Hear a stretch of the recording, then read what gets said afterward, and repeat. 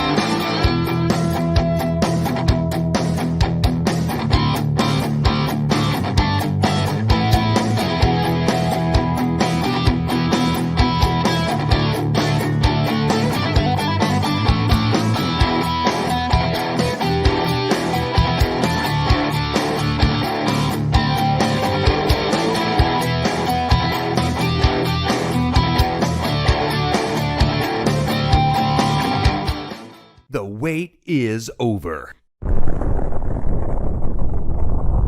Let's get this thing started. Go!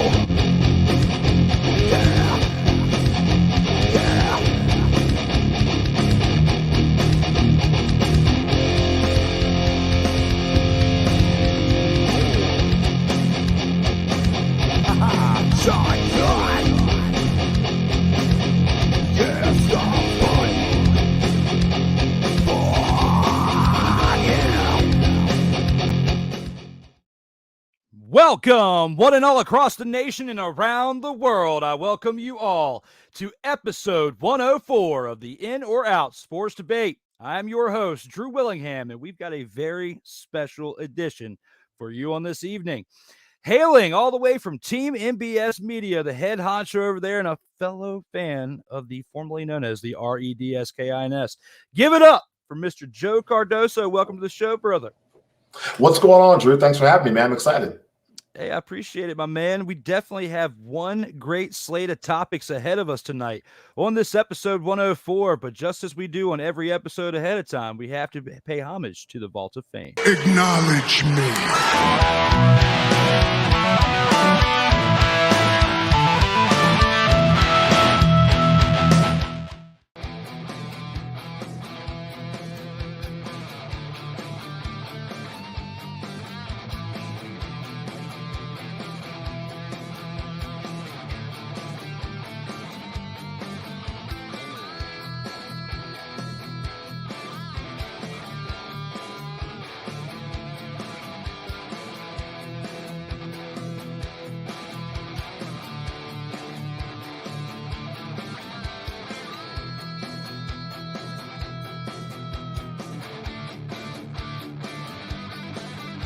Man, you took me back. This is why this show was so important, and this is why I am personally validating and vouching for this show. If you are anybody in media, sports, professional wrestling, anything, you need to be on In or Out Sports Debate with my man Drew Willingham, because this has got to be one of the most fun things I've ever done in a long time.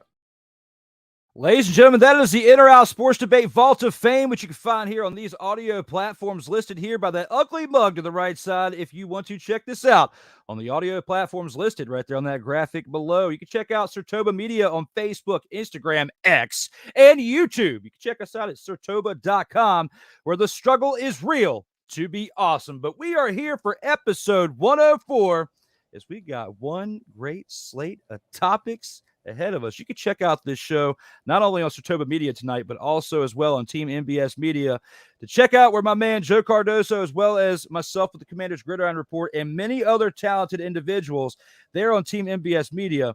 But before we get started, take us back to the beginning, the Team MBS Media, where it all came from, the dream. What brought you to Team MBS, my man?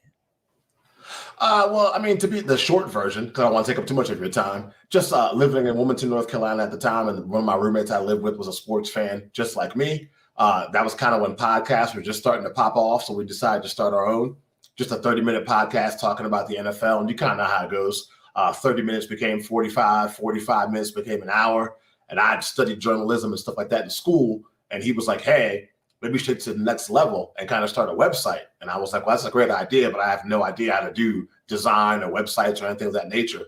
And just lucky and blessed, his girlfriend was like a whiz at WordPress. So she was able to create a website for me. This is way, way back in the day, show you how long I've been doing this. This is back when Craigslist was a thing. So I literally just wrote a brand new sports website looking for writers. If you're interested in writing, contact me. And I just picked random cities like DC, LA, Chicago, and people emailed me saying they were interested. I kind of just built my team from there. And I mean, here we are, 2023, about 22 people on staff, writers, support staff, covering events. And last November, decided to take it to another level and stop doing just sports and kind of take my stab at the entertainment and lifestyle arena as well. So yeah, just rocking and rolling, man. And that's what's been an interesting part to see and definitely be a part of. And I always, I appreciate you bringing me on and being part of that as well. Absolutely. Home to bring my Washington Commanders articles, but also to bring the Commanders Gridiron Report. And, hopefully as the goal, as I always do, to help uplift anybody I can out here in this game, get us out there achieving our goals and the things that we have, because it's not all just podcasting that we want to do out here in these streets. We got other things that we want to do, some things we want to see, be a part of, make some impacts out there on the greens. But tonight, we are going to make an impact on this podcast show. We got 5 great rounds ahead of us, my man. Looking forward to covering that with you. We're going to take this into some college football action to start this thing off, though. Let's take this into round 1 and do this first. Let's get ready to rumble! Round 1. And here with round 1, the Colorado Buffaloes will not finish this season above a .500 winning percentage. When it comes to this statement at hand, how do you feel about this one, Joe? Do you agree with this? Are you in, or are you out on this one? I agree. I am in. I mean, I live in Colorado.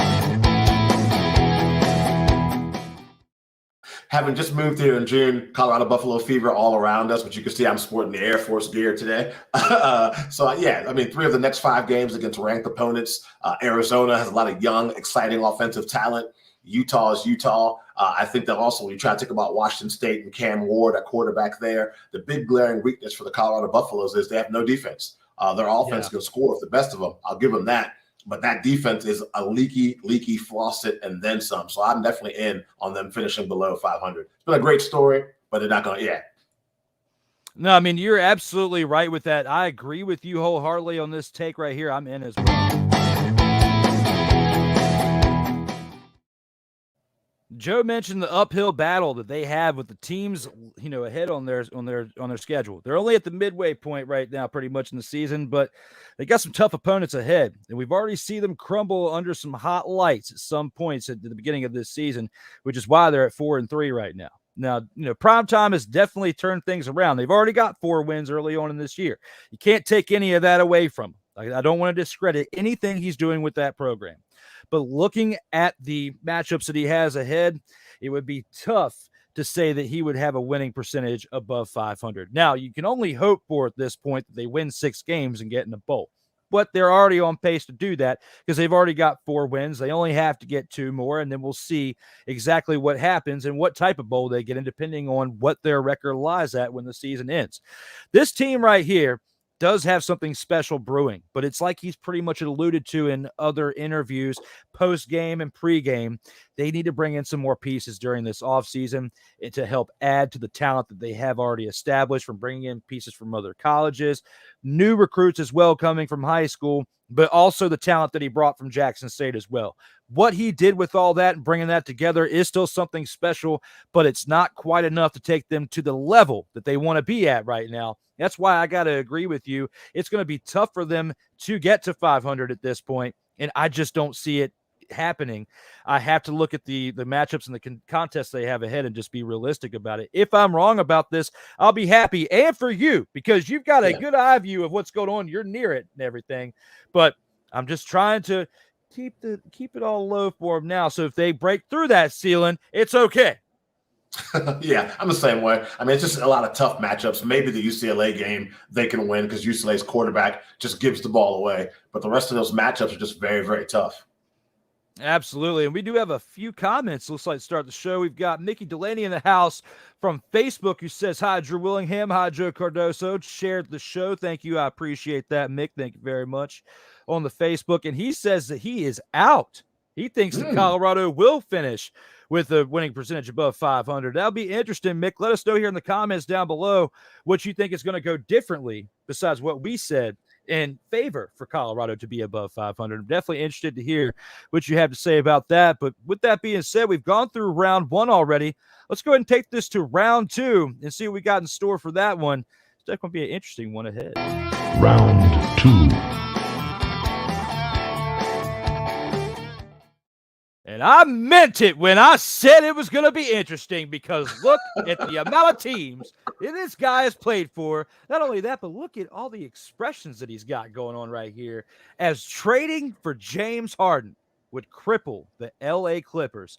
How do you feel about this one at hand, my man? Are you in or are you out on this one? Ooh, I'm in.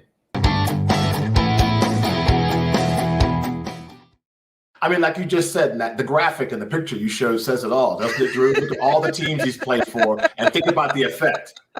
Oklahoma City, that team was full of young players. They made the NBA finals. They lost. He thought that was going to be the beginning of something. He wanted a bigger role. He leaves. He goes to Houston, Western Conference Finals. They had the Warriors on the ropes. They lose.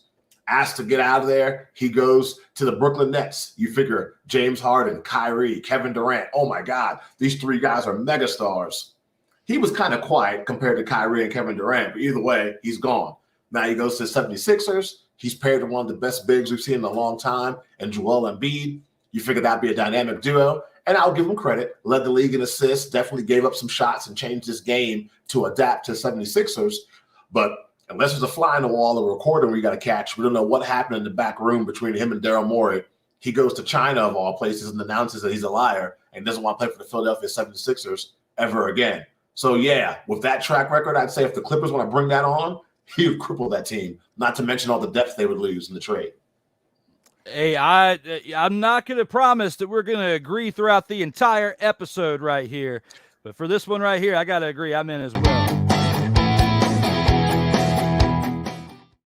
With the great points that he summed up, and I'm seeing a comment here that I'll acknowledge after I give this take, but just for you, Ike, I'm going to give this take right here. As I feel like James Harden is one bearded snowflake. You can go on the interwebs and you can see the short that I put up months ago talking about how I feel like this man is a bearded snowflake. You look at what he's done, and I made this graphic and put it together just like Joe said.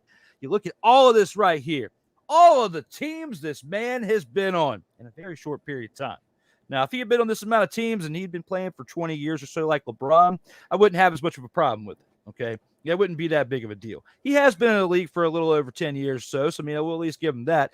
But still, you know, usually on average, maybe two teams at that point in a 10-year span. A lot of players like to be loyal and stay to one team. That's the one thing that the bearded snowflake doesn't have, and that's loyalty. And you got to be loyal to your team out here in these streets. If you're not, and hey, and if you're feeling some type of way and it's just not working out, it's okay to make a move, okay, after some time, after you've established yourself for quite some time at one place, okay? But if you've only been somewhere for like a year and you've already having problems, and then you got to move to the next one, and then, hey, after that, then you got to go somewhere else because you're just feeling some type of way. And a year or two goes by, and then you got to go somewhere else. That's what's happening right here with the bearded snowflake. 3 teams in a very short period of time between Houston, Brooklyn, Philly, and we're about to add a 5th one to the list, whether it's the Clippers or whether it's somebody else who's foolish enough to trade half their team away in picks and their future away for someone who isn't going to give you any dividends in return. So when I look at James Harden right here, the bearded snowflake himself over there in Philadelphia, I have to think about everything and put it all in one pot of everything. And all I can think of is how much of a toxicity he is in his franchise. And I do not agree with the Clippers bringing him in, because every time they've made a move for somebody else, whether it's Blake Griffin or other people bringing in and other moves bringing in and taking them out or whatever, what have they really gotten in return? Chris Paul. Chris Paul was positive for them. But, you know, Yeah, exactly. What have they? Big goose egg, nothing in return. So when I think about this potential trade, it needs to stay with the quote unquote potential and just leave it alone. Don't exercise your right. So, and Joe's feeling the same way. We're both saying this. Acknowledge me. Because if you actually think that he's going to come in there and help you, then that's when MJ needs to give you this advice. Stop it. Get some help. Absolutely. Because you need more help than what James Harden can give you, because he's going to take away more than he's going to bring you. So, absolutely. Got a couple comments here. Looks like we got Ike and Mickey in here. Mickey says in. So he agrees with us on this one. So we're glad that you agree with us on this one, Mick. It was starting off a little shaky there with round one with you disagreeing with us. I'm glad we're on the right page now.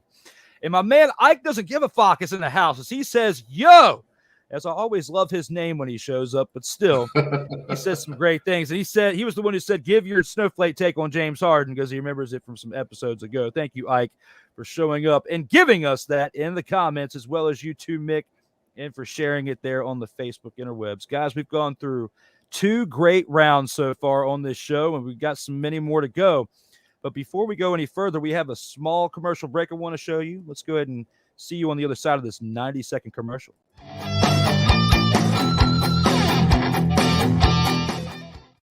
Everything Boston. I love you morons.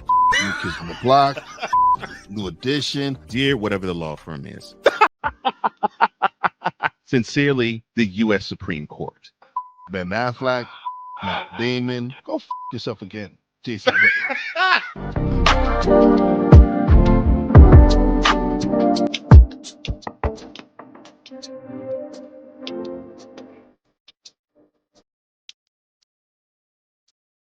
Oh, yes.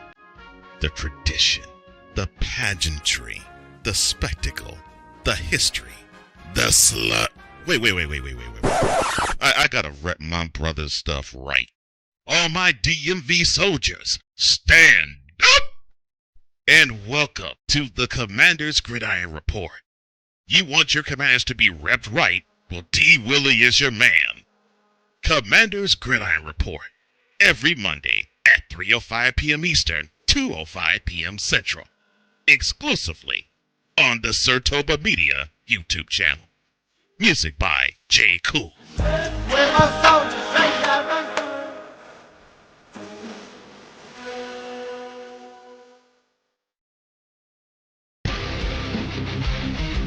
SIRTOBA Media, where the struggle is real to be awesome.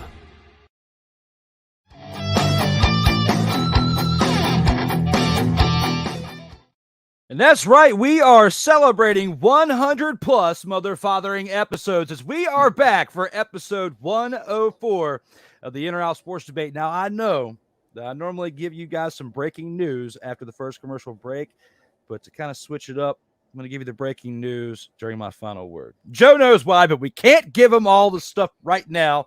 We got to keep them on the edge of their seat as we got 3 more great rounds to go to. And with that being said, let's go ahead and take this into round 3 and see what we got for you on this one. Round 3.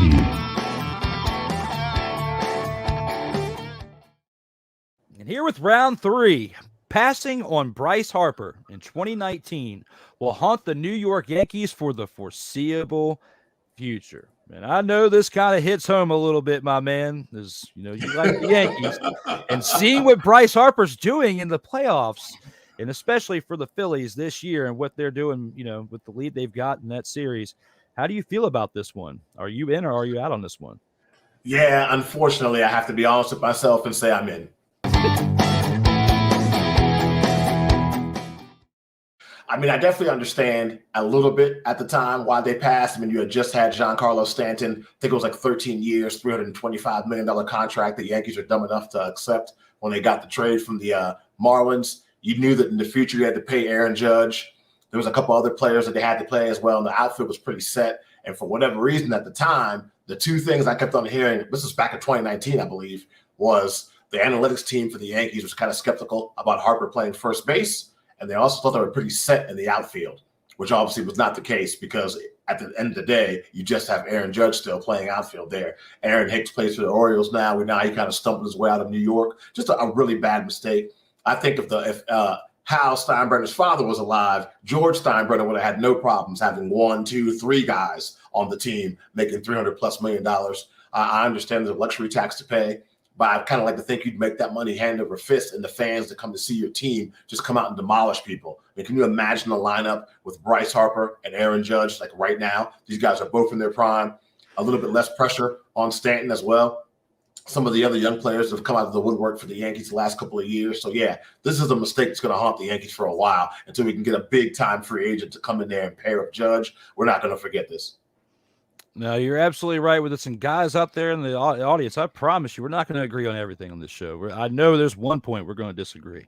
But with this one, I got to agree with him. I'm in as well.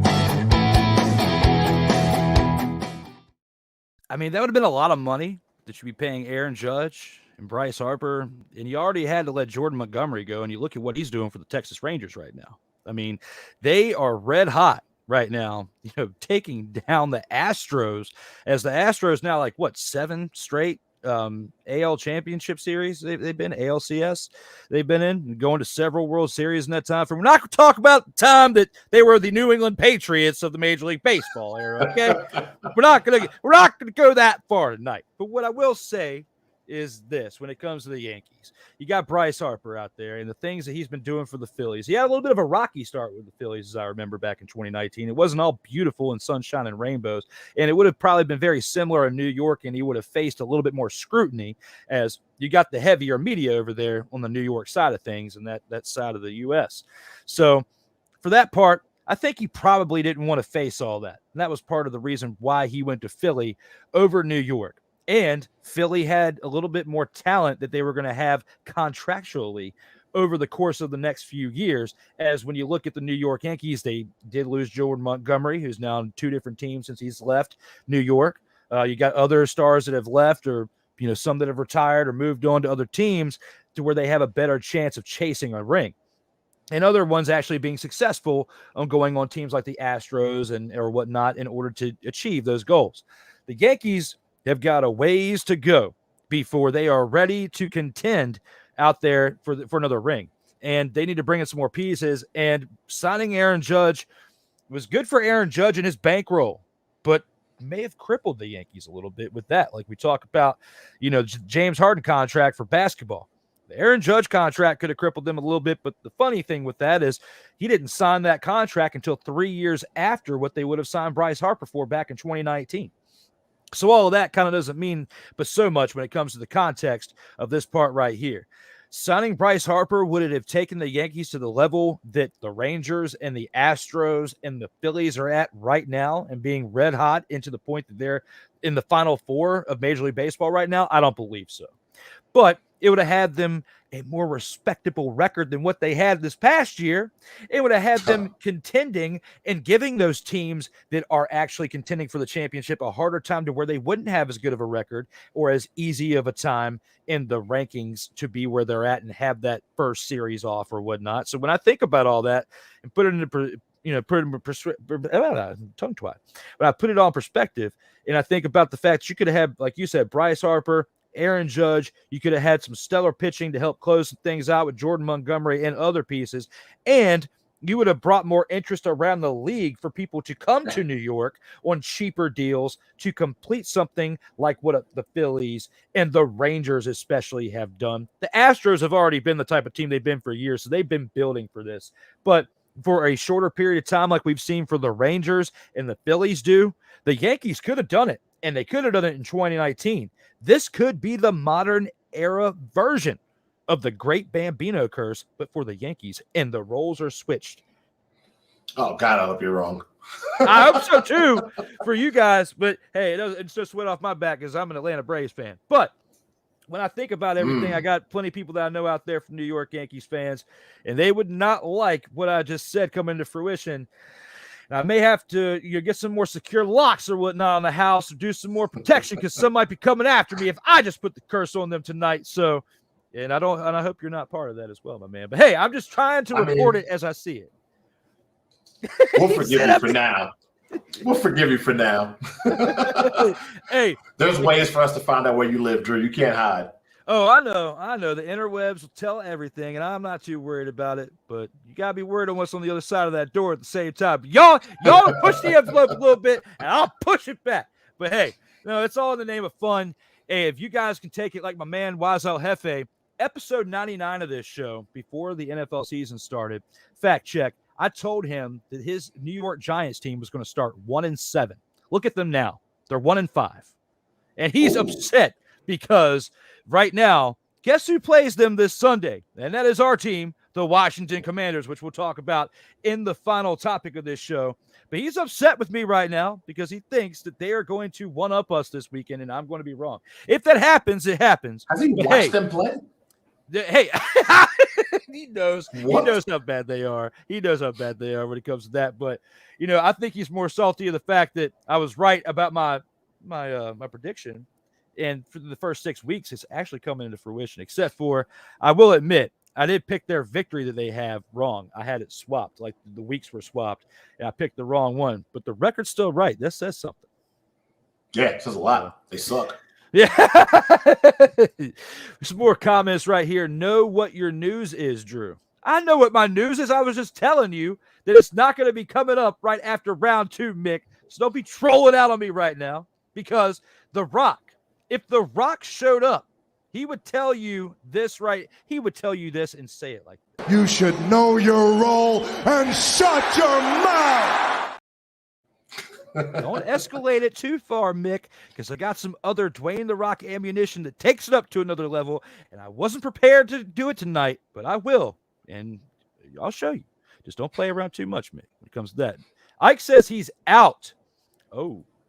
Bryce Harper is a baby that's, I'm going to say, wets the bed, sets the bed, because nobody wants that in the clubhouse. Yeah, baby that wets the bed. Nobody wants that in the clubhouse. It's a good point there, Ike.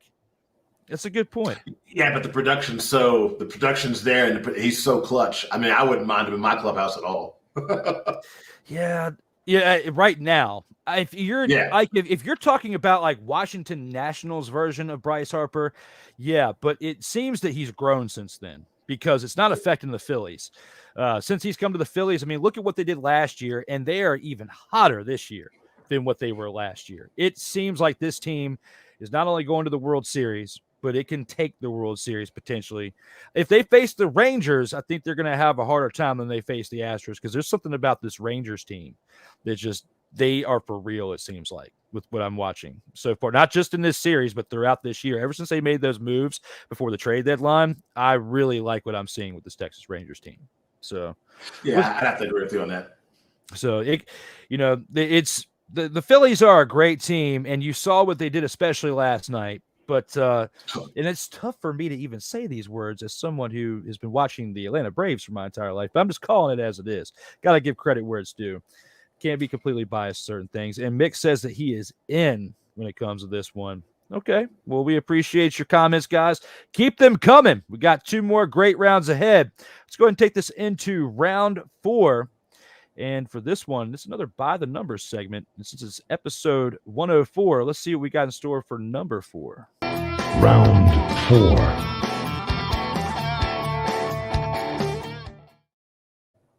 And here with round 4, Brett Favre is the greatest athlete to ever wear the number 4 in all of sports history. When it comes to this one right here, Joe, it's a tough one. But do you agree? Are you in or are you out on this one? Oh, man, this was the toughest one. I've been thinking about this for most of the day, trying to find some way to be out on it. But everybody I came up with was kind of like a cop-out. I mean, you can't say Chris Webber, 0 championships. Yeah, he was a great basketball player, but Brett Favre was so much more. I was going to take you way left, Drew, and go Bobby Orr hockey, but I had nothing to back me up. So, unfortunately, when you look at the statistics and look at the impact he had in the game, I got to be in on it.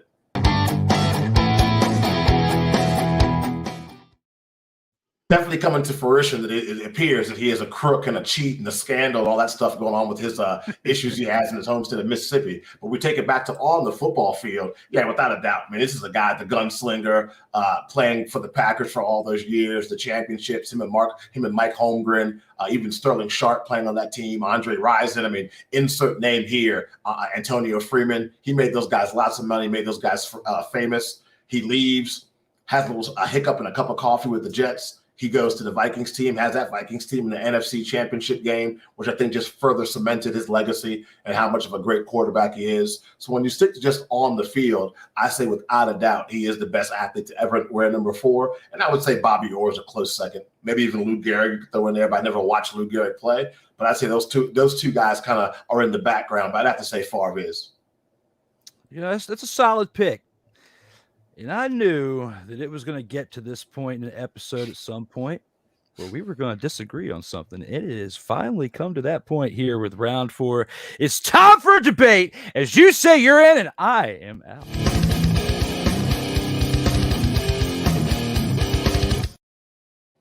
All right, people, when it comes to this. Let me talk to you. All right. You bring some great points to the table, and you actually mentioned one of the people that is on my mind, the one person. You mentioned him in your list of people of honorable mentions. And this person actually happens to play for a team that you root for. And I'm surprised that you did not pick him as your greatest to wear number 4 of all time. And that is Lou Gehrig, the man who set the consecutive game streak in a sport that's one of the hardest to do because the amount of games you play in a year. But not only that, I'm surprised you didn't pick him because, New York Yankee. But hey, back to this. When it comes to Lou Gehrig, the consecutive game streak at a time where baseball was much different, but he still was a 6-time World Series champion. And yes, I said that right. 6 times. Tom Brady won 7 Super Bowls. This man won 6 World Series titles before it was even popular to have that many championships. So when I think about that, the consecutive game streak, he won the Triple Crown in 1934. He was an AL batting champion, a 2-time AL MVP in 2 different decades. In 1920,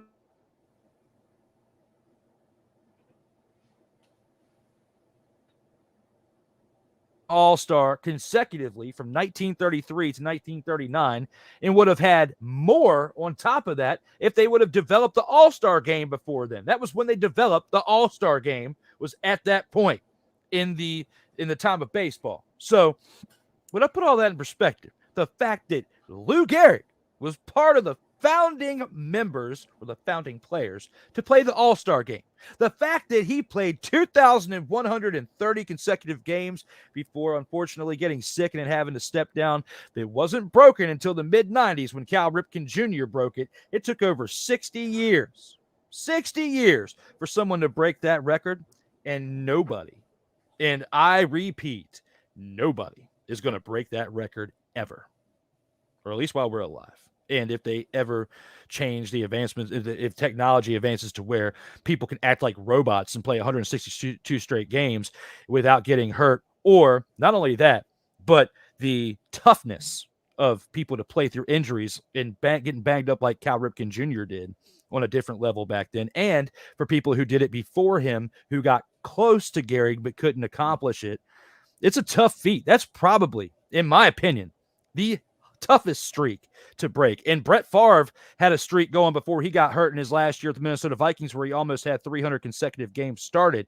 That would have been a feat that if he would have accomplished that, I would have probably tipped my cap to you, because football is a very tough game. And to have that many consecutive starts, I'll give you that too. But for a man to do that in the dead ball era, in a different style of baseball, to help usher in what baseball would become, to set that tone for over 6 decades. And, for someone who was literally the Iron Man to come and break it, who we will never see anybody like Cal Ripken Jr. or Lou Gehrig again, to mean what they meant to the game of baseball, Brett Favre meant a lot to the game of football. And had he not been a cowardice POS outside of the game of football, I may give him the light of day and say, you can have this record right here of me saying you're the greatest to wear number 4 of all time. But it is highly documented about what has gone on outside of football. And we all know what's happened. Lou Gehrig was an upstanding person out there, not only setting records, but went out like a champion and set the tone for all of us out there who get an illness and have to battle through till the end. That man did it. And for that, and for what he set as far as records in the game of baseball, I have to give it to the man. And I'm surprised you did.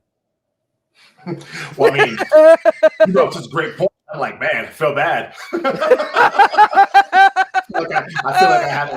feel like I had a report due at school and didn't quite put the effort into the research needed to happen, and teachers telling me all the things I missed. I'm just like, I'm sorry. I'll do better next time. Oh man, I didn't mean to make you feel like that, but oh man, I feel it now.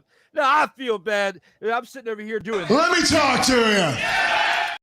If you felt like my main goal was saying all that was to make you feel bad, I at least got to bring in Bishop Bullwinkle for this one. Hell to the no, to the no, no, no, no. Hell no, no, to the no, no.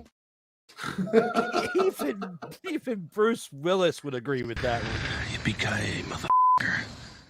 Because it's all in the name of fun. But hey, guys, let us know in the comments. Do you think Joe's right for going with Brett Favre for the greatest to wear number 4 of all time?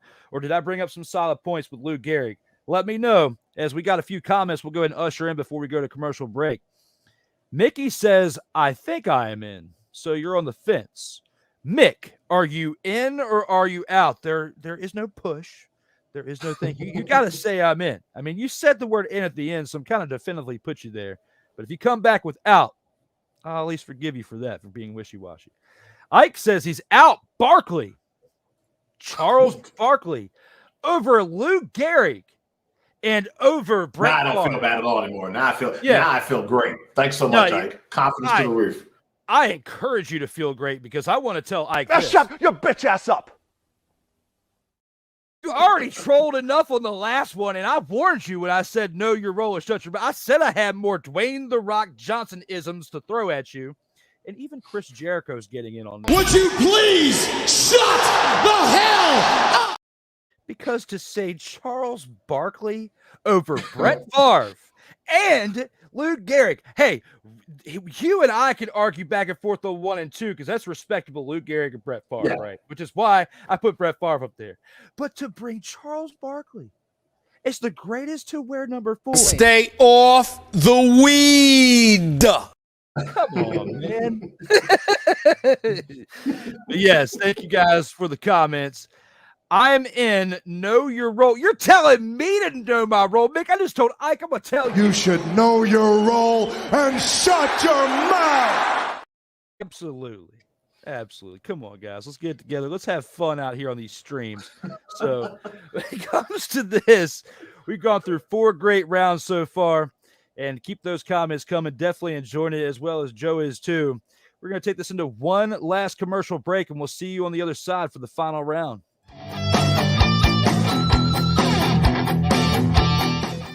Football, and more football, you say? Well, tune in to Total Football Talk.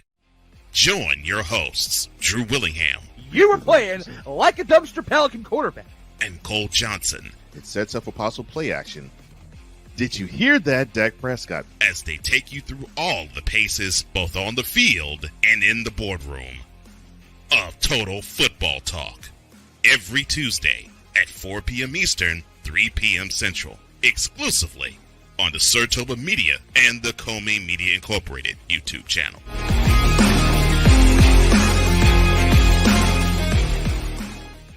If you're looking for a sports program that gives you the flavor. Washington Commanders? Really? This whole thing stinks to high heaven. That pulls no punches. Thuggish act by a thuggish actor. That gives you some humor. Praise everything LeBron does and never criticize it. If you want a show that gives you good times, then this is that show. BS3 Network proudly presents I am Cole Johnson, and welcome to Cole Sports with a Z.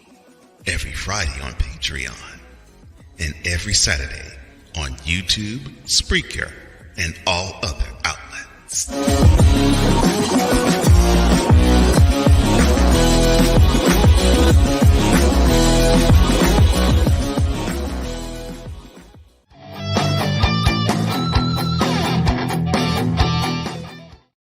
And that's right. We are back from that commercial break. 4 rounds are in the books. Let's go ahead and take this into the final one and talk a little bit more football on this show.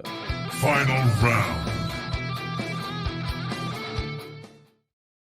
And here with the final round, the Washington Commanders didn't win in week 6. It was given to them by the Falcons.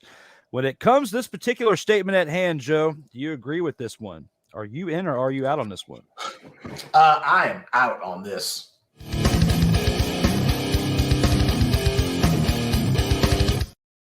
Too many times during the course of that game when it was critical for the Commanders to make a play, they made a play. So, I mean, if the Atlanta Falcons can't execute, it's not the Commanders' fault. I don't think they gave the game to the Commanders at all. I mean, think about the Jermaine Davis interception, some of the big plays that Sam Howell made. Yeah, he still holds on to the ball a little bit too long, trying to make that big play before he finally either gives it to a check down or succumbs to a sack. But I think that when it was time for the Commanders to make a play, when it was make or break, critical first downs, critical stops, they made those plays. As much as I make it a daily habit to bash all things Jack Del Rio, even his defense came up big and made some critical plays when it was time to. So I don't think Atlanta gave that game to the Commanders at all. I think anybody who thinks that might want to rewatch the game. I think the Commanders went out on the road, got a tough game. It wasn't pretty. It was definitely ugly.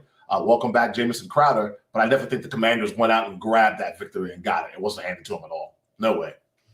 Okay. You know, with your view, that's definitely a respectable take. And I'm not mad at it. However, for the second time on this show, I'm going to respectfully disagree. I am out.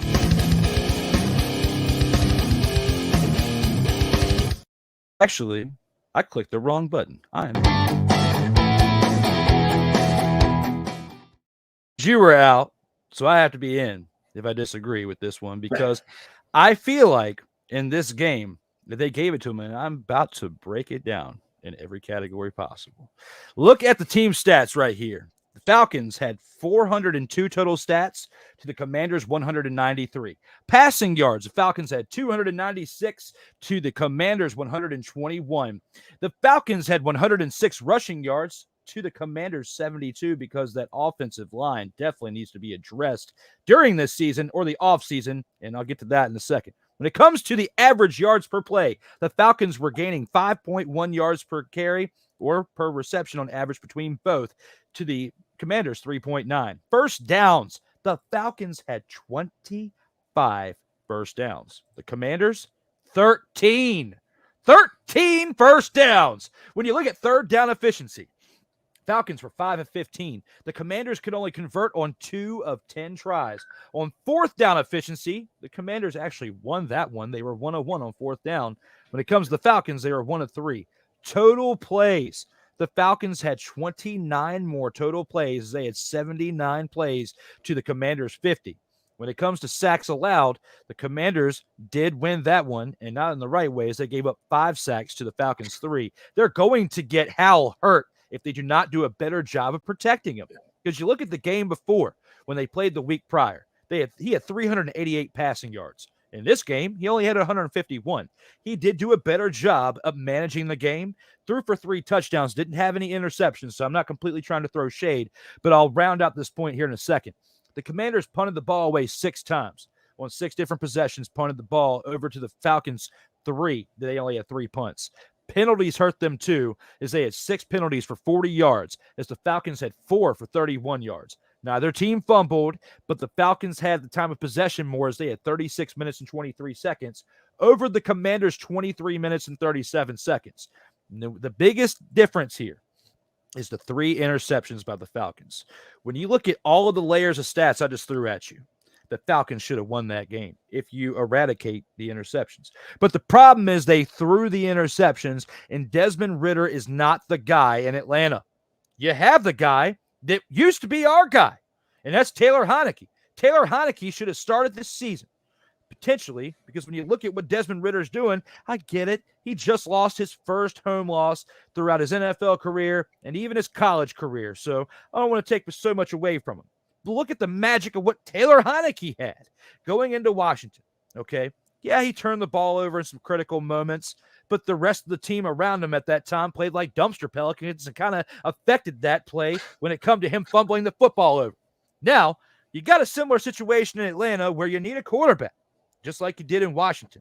But in Atlanta, the difference is at the time when Taylor Heinicke took over the team, they were not in as great a shape as what the Atlanta Falcons are at this time. The Atlanta Falcons are a better team right now and have a better head coach with Arthur Smith for that team that can help lead with Taylor Heinicke in a better direction.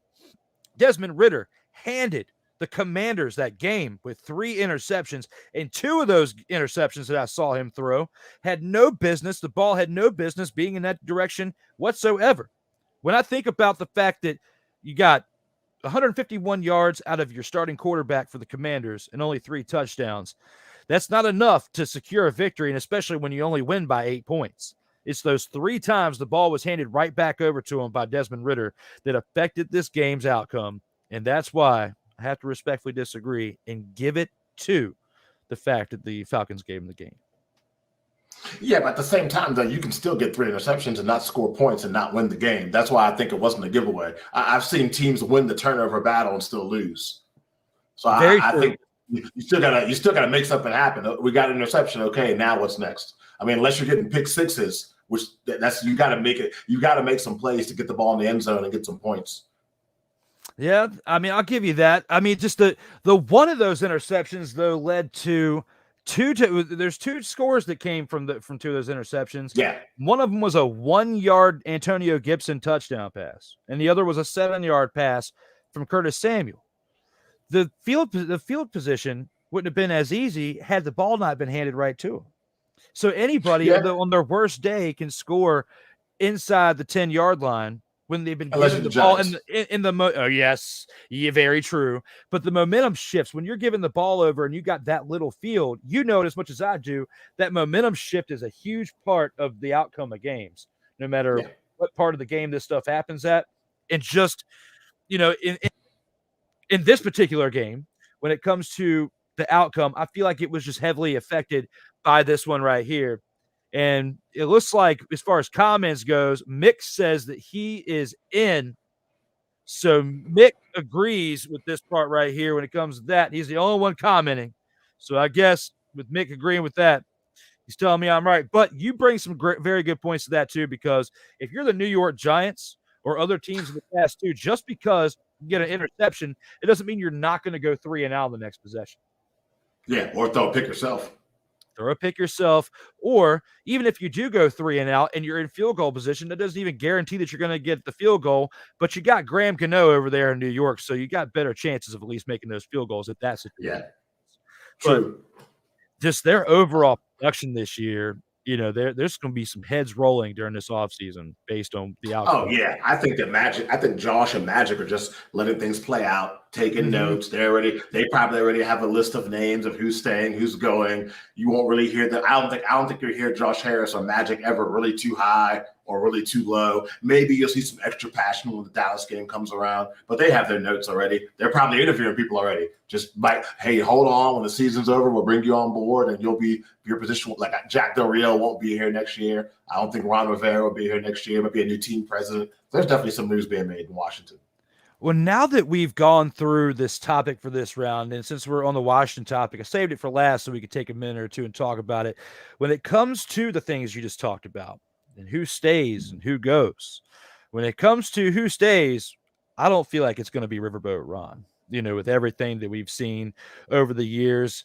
And then especially this year, the ups and downs, the roller coaster of that. Do you think that he moves out of the way and lets Eric B takes over this position? Eric Bieniemy takes over and he's the new head coach since he's the assistant head coach. Do you think that the ownership has that much faith in him taking over? I'm not sure. I think it's a trial for him as well. I mean, I would love to see Eric Bieniemy get a chance to be a head coach. I mean, you heard about all the rumors that players think he's too tough in practice and blah, blah, blah. The offenses look pretty good. And I really would love to see this offense with a decent offensive line. Like if we had a decent line and then we have the weapons we have and we have Sam Howell at quarterback, I'd love to see what we can do with that. So I think that I would not be shocked if they told Ron Rivera to move to a different role and allowed Eric Bieniemy to be a coach. But they got to use every dime they got in free agency and every draft pick on offensive linemen, quality offensive linemen. You know, that's something that I've heard during this past offseason, even leading up to the start of the season, is the potential for Ron Rivera to potentially move into the front office, be like team president or something, and let Eric Bieniemy slide in. I just don't understand why they didn't already do that. But it kind of makes sense because at the time that they made these moves to bring in Eric Bieniemy, the ownership deal wasn't complete yet. Like it was still in limbo. We already knew it was coming, but there's so many legal proceedings that come with all that it wasn't finalized yet. So they were probably just trying to get through because we didn't even have new ownership till like the end of July. It was like July.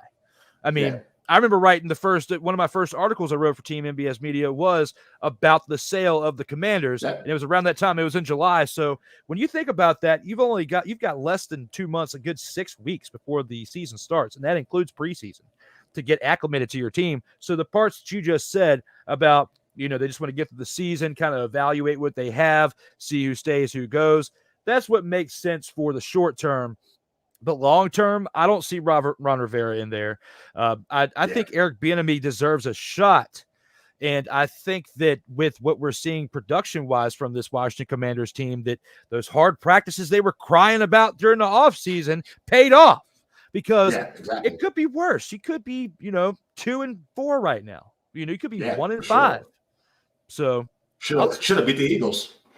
They very much should have. But prime time, and they not only that, but they should have beat the Bears. Yeah, that was horrible. But then when you think about, our guy Darrell Owens at the game, it was telling me on Commander's Gridiron Report last week. He came on for a couple segments, was telling me about the fact that in the energy of the whole stadium, the moment they announced that Dick Butkus passed away, the whole energy shifted. And that's when they knew in that moment, if there was a script for the NFL, it was going to go in the Bears' favor that night, and it most certainly did as they got the victory over the Commanders and pretty decisively and embarrassed them and those of us who watched the team, because I didn't expect that. I was expecting them to beat the Bears. From what we've seen out of Justin Fields so far. People are calling him Justine Fields out there and just not playing great. Well, he definitely looked like Justin Fields that night and looked like what people have been anticipating to see from him over time. Yeah, so, DJ Moore looked like Jerry Rice out there or Randy Moss. Take your pick. Very true. I mean, Jerry Rice or Randy Moss, I'd rather have Jerry Rice. Yeah, I think Randy Moss is kind of a one-trick pony. Yeah, I mean, they had a great year in 2007, and of course, we know what they did in 98 with the Vikings, but at the end of the day, both of those teams didn't get it done. Yeah, Jerry Rice did on several occasions, so I got to give it to my man Jerry Rice over there. Where Ike is, it is his bedtime. Oh, here we go with the trollish comments from Mick from Facebook to Ike on YouTube. You guys communicate on YouTube together and stop making me be the middleman between all of your shenanigans. The shenanigery is out of control, and even LA Knight says it. Yeah. All right, let's see what else we got out here. Sick is in the house. Sick says, "What's good, everybody?" Sick Diggy, one of our long-term fans out here. Appreciate you, Sick, for tuning in and checking out a very special announcement that I'm about to make here in a few minutes. When it comes to the comments, we've also got another one from saying the Bears turned into a raging Grizzlies. They turned into raging Grizzlies that game. You're talking about when they played the Commanders? Yeah. Yeah, damn right they did. It was like Butkus, the soul of him took over that defense and for sure mollywopped the Commanders' offense. I mean, it was ugly. If you put any money on that game beforehand, you lost some money that night if you were betting on the Commanders to win that game. But definitely it's looking a lot better than it was during the Snyder era. I mean, already in a short term, I agree. There's a lot more excitement. There's a lot more hype for this team. Definitely, there's a bright future ahead, especially when you got Magic Johnson a part of it. It's not going to happen next year or maybe the year after. It may take 5 to 10 years. But with Magic Johnson as a part owner and part of the process that helps uplift this team, do you think that seriously in the next 5 to 10 years that we could see a championship for DC? Yeah, I do. I think that next season you'll see a jump, 7, 8 wins. I think that the third season with these guys as owner is where you're going to see that real serious playoff deep run because they'll do things the right way. Free agency, the draft, not paying $30 million to guys on the other side of their careers. I think I'll never, as long as I live, forget about the offseason with the Deions, the Adam Archuletas, the Mark Carriers, all the money we wasted that season to watch those guys not perform at all. Jeff George era. I don't think you'll see those kind of mistakes made anymore. So, yeah, I definitely think championship in next, I say 4 to 5 years, championship contenders. Now, as far as Magic Johnson, I can believe that because of what his resume is, not only as a player, but now as a part owner or, controlling owner or whatnot, as he has gone outside to baseball, the WNBA, and those teams have delivered a championship for him or so, okay? And has gotten one in different sports. This is the only main sport as far as, controlling sports out there and popular sports that he really hasn't won anything in yet. So I believe him, and with what you're saying is that energy. The one part that I'm kind of iffy on is Josh Harris isn't that proven. And Josh Harris, owner of the 76ers, look at the situation with James Harden. Now, that's more on Daryl Morey and the GM stuff of what's going on inside there. But under Josh Harris's tenure, they don't have a championship. So he's not coming into this with the same clout as Magic Johnson is, which is something I'm concerned about a little bit when it comes to putting it all together. I believe in Magic Johnson, but I don't know if I necessarily believe 100% in Josh Harris. Yes, I like what he's doing as far as for the fans and being part of that side and trying as much to give back and bring the energy back into it. I'm all for that. I'm just saying when it comes to building a championship team or maybe hiring all the right pieces to put that championship team together, he's in charge of the GM and the presidents and all that over there for the Philadelphia 76ers.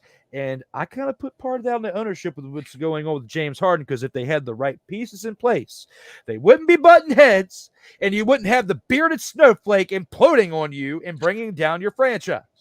So, I mean, I think if you're Josh Harris, you got to be smart. Let the football guys make the football decisions. If he tries to be like a Jerry Jones or Dan Snyder and say, I want the last word on draft picks and free agency, and I know who's the best blah, blah, blah out in free agent market, it's going to be the same Washington Commanders / whatever name you want to give them. It's been for the last 10 or 15 years. But if you hire smart football people and let them make the decisions, you just write the checks and stay out the way. I stand by my statement. 4 or 5 years, championship contenders.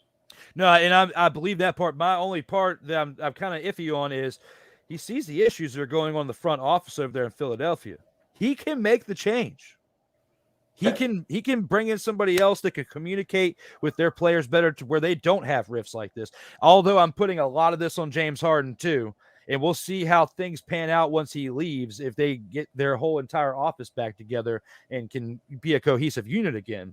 That's just the part that I'm kind of making a statement about right now. If he's allowing all that to go on right now, I'm not saying it's going to be nearly as bad as what we dealt with Dan Snyder, but I'm just hoping that having Magic Johnson up there in the front office with him kind of helps balance it all out, is what I'm saying. Yeah, I see what you're saying. I agree. I feel you on that one. 76ers need help, bro. Like they really do. What's Joel Embiid thinking through all this? Yeah, Joel Embiid is definitely, him being in the middle of all this is not great either. So it's definitely affecting him too. And bringing Harden in was the worst thing for him. I just feel like, because all this stuff, like Joel Embiid was great until they brought James Harden in.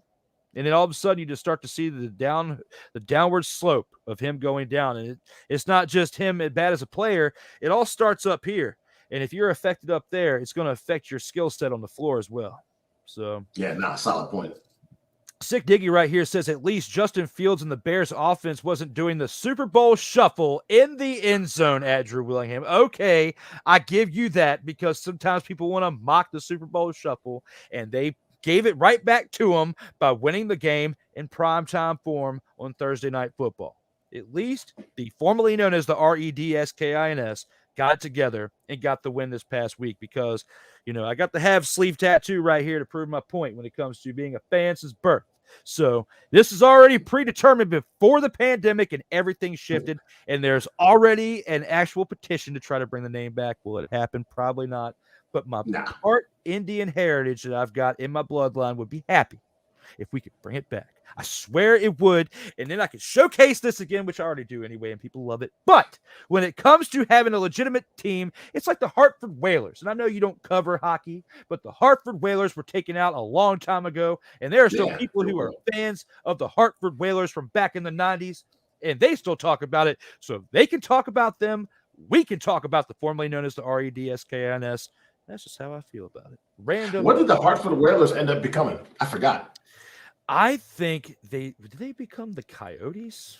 Actually, go to the Google machine. That's what I'm doing right now. When it comes to the Hartford Whalers, I believe it was back in like the late 90s, like 96 or whatnot. 97 was around the time. I had their old jersey back in the day. I remember rocking that thing to school. 1997. I was close. Okay. It looks like they moved and became the Carolina Hurricanes. And we've seen the Carolina Hurricanes just won a championship not too long ago. So we've seen that. Yeah, we've seen that pay off for them. And over for us over on this side, it actually worked out pretty well. So I'm kind of mad at myself for not knowing they moved to Carolina, which is like a state over for me right now. But you know how it is being over here in Virginia. But yeah, man, definitely like same thing here. And it's in football as we've known in hockey. Is like you, I don't really cover hockey that much as well. So I'm a little iffy on certain things. Why I didn't know that like the back of my hand with football.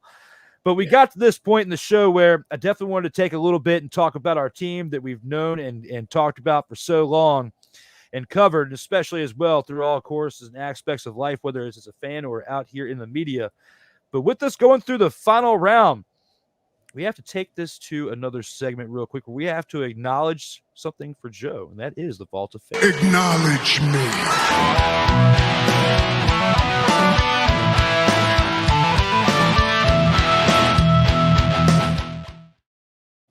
And that's right here with the In or Out Sports Debate Vault of Fame. Joe is now inducted in the vault with episode 104, looking like a hitman coming here to take everybody on out when it comes to inside of the vault.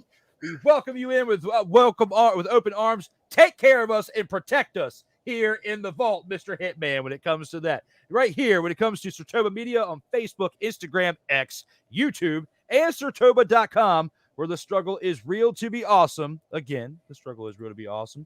If you want to throw a little tippy right here, Darrell Owens calls this Willie Bucks right here. Cash.app /$DWillie87. For the stoic look on the $10 bill, you can throw a little tippy at Cash App if you want to make a donation to the show. But most importantly, we are here for episode 104 of the In or Out Sports Debate. We've only got one more thing to do before we got the outro, and that is take this into the final word.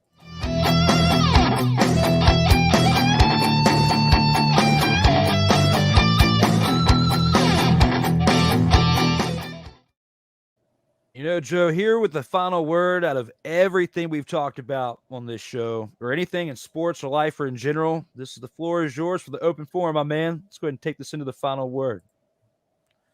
I just want to talk about the New York Yankees and that Bryce Harper thing. Definitely a great topic to talk about. I mean, as a guy who's been a lifelong Yankees fan, I just think that when the opportunity came for us to get a generational talent, we should have taken it. And now you see the results, us not being in the playoffs, not winning the World Series since like 2009, the resurrection of the Phillies, them just being consistent winners and performing in the playoffs just proves that sometimes you got to take a chance on things. I mean, the financial decision was, like I talked about during the debate, didn't want to pay the luxury tax, kind of figured having one guy making $300 million was enough. But if you think about that move, had it been made, just think about what that would have done for that franchise, having two dominant hitters or even three dominant hitters. Kind of like what Drew talked about, how many players in MLB would have wanted to come to New York on the cheap just for the opportunity to play with. Man, I can go into a lineup that has Bryce Harper, that has Aaron Judge, that has Stanton in it as well. A lot of guys are lined up for that. The pitching thing kind of would have worked himself out. Just a great example of what could have been, and just something I think should have been talked about. And I see now when I was doing my research for the show, a lot of people have brought that back up now as we're seeing what the Phillies are doing in the playoffs and what the Yankees aren't doing in the playoffs. Just a great example of what could have been. At times you got to take a chance, man, and make a decision based on what could be and not always looking at the financial aspects of things.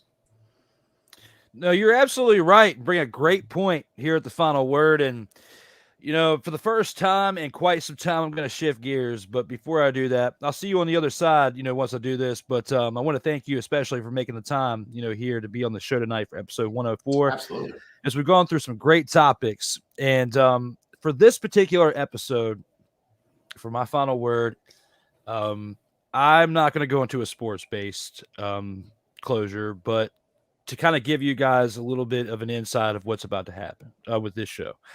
This show has got 104 great episodes, and it has been a big part of my development out here in the video production game.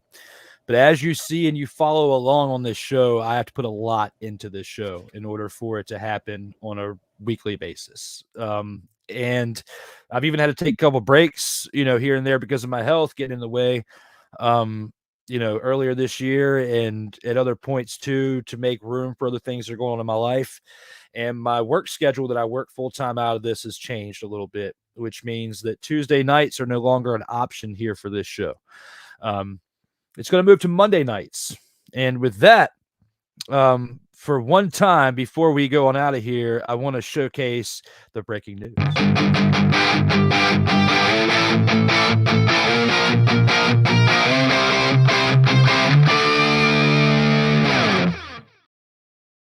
I kind of spoiled some of it because I started, rattling it all off before I even brought up the transition of breaking news. So there I got a little bit ahead of myself, but that's okay. But when it comes to this, the reason why we're shifting is, again, my job has shifted a little bit. They're expecting a little bit more out of me on certain dates and have to give them an extra date on 5 days. So with that being said, this show is going to move to Monday nights. When? I don't know. I've got to get used to the new schedule, working a 5th day, which I haven't worked in many years. I've been used to working 410s for now almost 6.5 years between 2 different careers. So this is a big shock for me schedule-wise. I've done it before, but to work the podcasting schedule and everything else I do outside of that and have a life on top of it around it from 3-day schedule that I had before to now down to 2, I got to make the right decision here. And that is to cut out the one thing that I put the most time in for right now. It doesn't change anything. Doesn't mean it's not going to come back.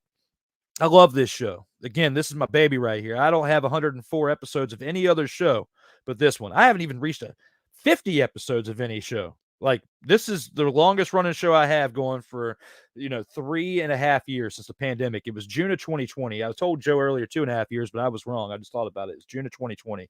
So right here for this episode 104, it won't be the last one, but it might not be until next year that I'll have a chance to bring it back because we've got the holiday stuff coming on around us.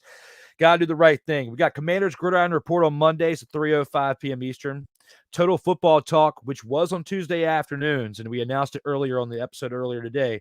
Starting next week is going to be from 9 a.m. to noon. And then D. Willie in the evening, the Shenanigans Show of me talking about some wild experiences when I was a kid and some other people's experiences they've told me, just for a comedy-esque talk show to not do all sports, to kind of show my range, will still be on Thursdays at 11:15 p.m. Eastern. So, guys, thank you all for tuning into all these projects, especially this one, because SIRTOBA Media wouldn't be what it is without this show. This show brought me back from a stroke that I could have died. I had to make some decisions to change my life, habits. We were talking about earlier with, James Harden moving team to team. I had the heartbreaking decision of having to make a decision to change things up with that too, amicably, and I still work with them. We still collaborate and we're still friends to this day, but for my own self and to kind of branch out, had to make all this stuff happen within the past year. It's been a lot. And new career, now new schedule change. As much as I want to do this every week with this show in particular, because the cool thing about this show is I bring in new people each and every episode. Joe's here this week.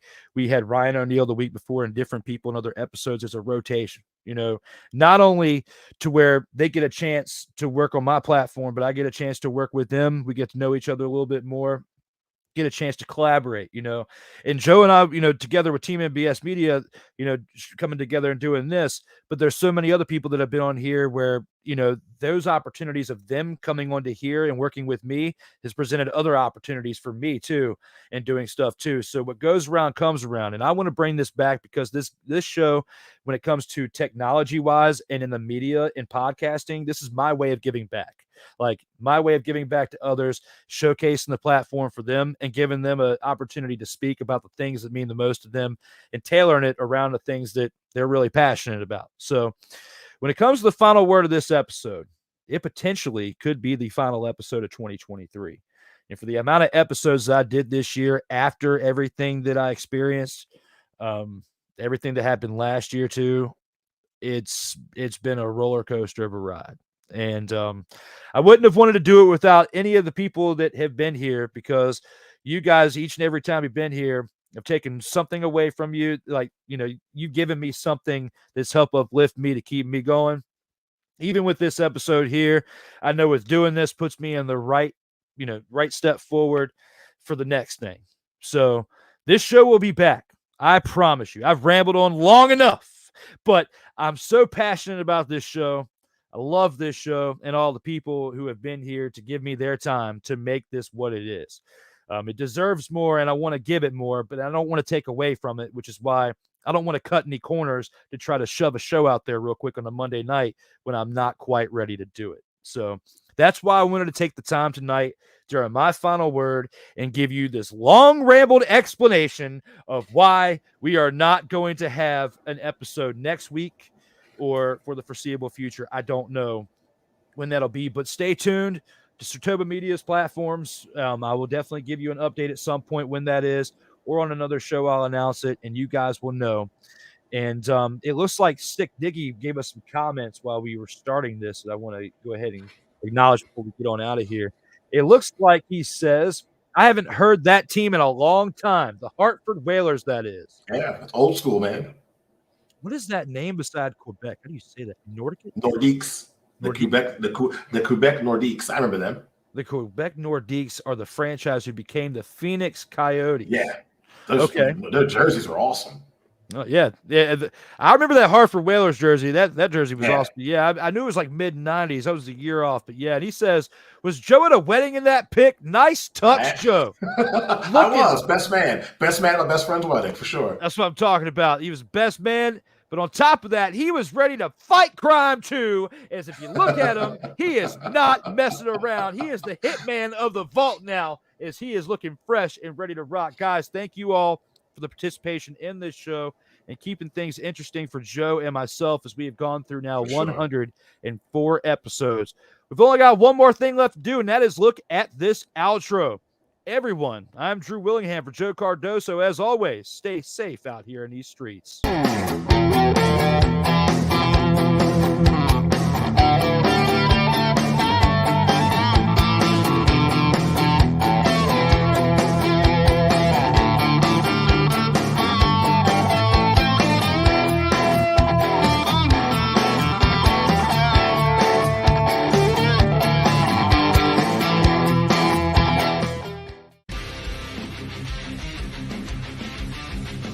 SIRTOBA Media, where the struggle is real to be awesome.